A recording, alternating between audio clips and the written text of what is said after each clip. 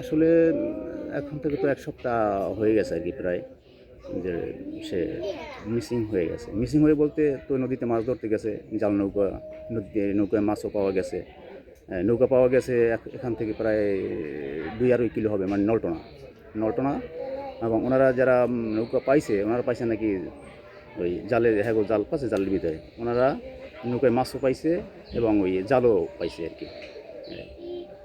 এরপর তো আমাদের খবর হইলো রবিবার ৬টার দিকে আমরা আসছি, তো তখন তৎপরতা চালাইতেছি খোঁজাখুঁজির জন্য।